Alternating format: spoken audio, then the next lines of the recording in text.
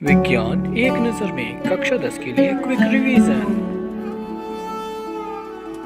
दोस्तों, इस वीडियो में हम बात करने वाले हैं अध्याय नंबर 16 की प्रकाश के अपवर्तन के बारे में, जहाँ पे रिफ्रैक्शन ऑफ लाइट के बारे में समझेंगे। भाई, प्रकाश का अपवर्तन क्या होता है? जब भी प्रकाश की किरण एक माध्यम से दूसरे माध्यम में जाती हैं तो अपने मार्ग से थोड़ा सा विचलित हो जाती है।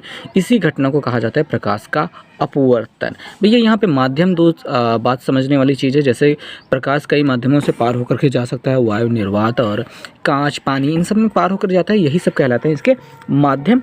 अब एक माध्यम से दूसरे माध्यम में जाता है तो इसके चाल में थोड़ा सा परिवर्तन आता है और इसकी वजह से वो थोड़ा सा परिवर्तित हो जाता है, अपनी रास्ता बदल देता है। इसी घटना को कहा जाता है प्रकाश का अपवर्तन। अब इसमें कई कई चीज़ें होती हैं। जो भी प्रकाश किरण आने वाली होती है उसको आपतित किरण, जो अपवर्तित होकर थोड़ा सा टेढ़ा होकर जाती है उसको अपवर्तित किरण कहते हैं। और यहाँ पे जिस बिंदु पे आती है उसको आपतन बिंदु कहते हैं। और उस पर जो परावर्तक या फिर जो पृथक्कारी तल है, जहाँ पे दो माध्यमों को अलग अलग किया जाता है, उसको उसी पर ये जब एक लंब खींचा जाता है तो ये अभिलंब कहलाता है। हालांकि मैंने कुछ ज़्यादा ही डिटेल दी थी, कोई काम का नहीं था वो। अभिलंब और आपतन कोण की आपतित किरण के बीच के कोण को आपतन कोण और अपवर्तित किरण तथा अभिलंब के बीच के कोण को अपवर्तन कोण कहते हैं। अब यहाँ पे माध्यम जो होते हैं वो दो प्रकार के होते हैं, एक सरल और विरल। विरल और सघन, सघन और विरल होते हैं। विरल मतलब कम घनत्व वाला, सघन मतलब ज़्यादा घनत्व वाला। तो आइए, जहाँ देखिए सघन के बारे में आप ये भी समझ सकते हैं, जिसमें प्रकाश की किरण धीरे चलती है, स्लोली चलती है, वही होती है सघन। जहाँ पे तेज़ी से चलती है वहाँ पे कहते हैं विरल। अब इसके लिए मेला का एक उदाहरण दिया जाता है कि भैया, अगर हम विरल से सघन में जाएंगे, विरल से सघन में जाएंगे तो अभिलंब की ओर दब जाएंगे। जैसे आप मेला देखने जाते हैं तो पहले बात तो खाली सड़क पे हैं तो दूर दूर लोग चलते हैं। जब मेला बहुत ज़्यादा भीड़ लग जाती है तो वो दब जाते हैं, यानी नज़दीक नज़दीक आ जाता है। ये भी सिंपल सी बात होती है। और ऐसे ही जब मेले से आप पार होते हैं तो भीड़ से जब बाहर निकलते हैं खुली जगह पे थोड़ा सा फैल जाते हैं, दूर हो जाते हैं। तो इस प्रकार की घटना क्या कहलाती है भाई? अपवर्तन कहलाती है। और यहाँ पे हम ये थोड़ा सा जानना ज़रूरी होता है कि भैया अभिलंब की ओर कब झुकते हैं, अभिलंब से दूर कब जाते हैं। जब विरल से सघन में जाएंगे तो अभिलंब की ओर दब जाएंगे, और जब सघन से विरल की ओर जाएंगे तो अभिलंब से दूर हट जाएंगे। तो आपतित किरण, अपवर्तित किरण और सारी चीज़ों के बारे में आपने जान लिया है। अब आ जाते हैं अपवर्तन के कारण के बारे। अपवर्तन के कारण हो चुका है, इसके कुछ व्यवहारिक उदाहरण। जब हम पेंसिल को पानी में डालते हैं तो वो मुड़ी हुई दिखाई देती है, आधी मुड़ी हुई दिखाई देती है, टूटी हुई। तारे टिमटिमाते हैं। सूर्योदय और सूर्यास्त के समय सूर्य क्षेत्र के नीचे होता है फिर भी ऊपर की ओर दिखाई देता है।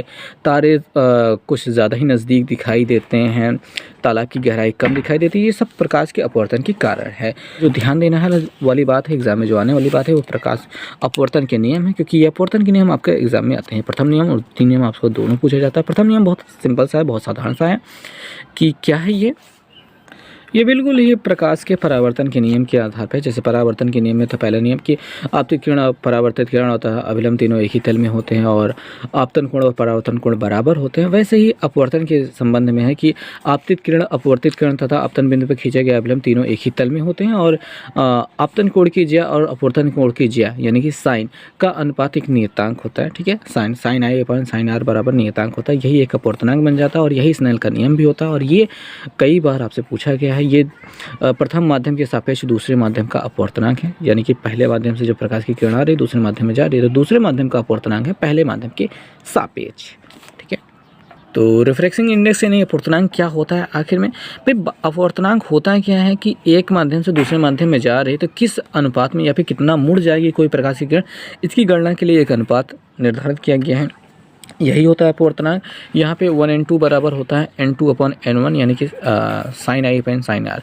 यहाँ पे इन दोनों का ये निरपेक्ष अपवर्तनांक है, ये सापेक्ष अपवर्तनांक है। ज़्यादा कुछ समझने की आवश्यकता नहीं है, बस ये सिंपल से समझिए कि आप sine I upon sine R बराबर अपवर्तनांक होता है। ठीक है, अब आगे बात कर लेते हैं अपवर्तनांक और प्रकाश की चाल में संबंध। बहुत ही सिंपल सा काम है। अपवर्तनांक जो होता है किसी भी माध्यम का अपवर्तनांक निर्वात में प्रकाश की चाल बटे उस माध्यम में प्रकाश की चाल। ठीक है, C/V ये होता है किसी भी माध्यम का अपवर्तनांक के बारे में संबंध। और एक संबंध ये भी होता है ANW/ANG इज इक्वल टू मतलब UG/UW, यानी कि देखिए जो n अपवर्तनांक उनका निरपेक्ष अपवर्तनांक का जो अनुपात होता है उसी का उल्टा होता है उनके वेगों का अनुपात, जो कि उनके अपवर्तनांक के सापेक्ष अपवर्तनांक रिप्रेजेंट करता है।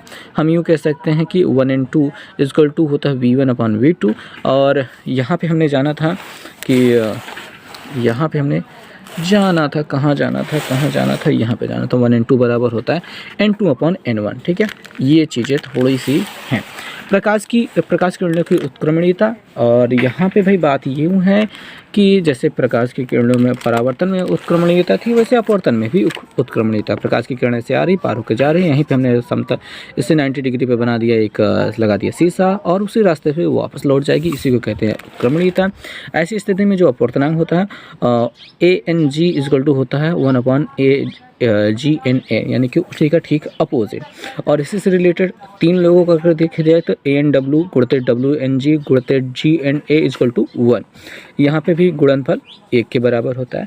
तो इस प्रकार से यहाँ पे हमने अपवर्तनांक से रिलेटेड जो चैप्टर था उसके बारे में थोड़ी बहुत ऊपर से जानकारी इकट्ठा कर ली। इससे रिलेटेड क्वेश्चन भी हम लाएंगे, तो उसके लिए अगले वीडियो का इंतज़ार कीजिए। मिलेंगे नेक्स्ट वीडियो में, तब तक के लिए बहुत बहुत धन्यवाद।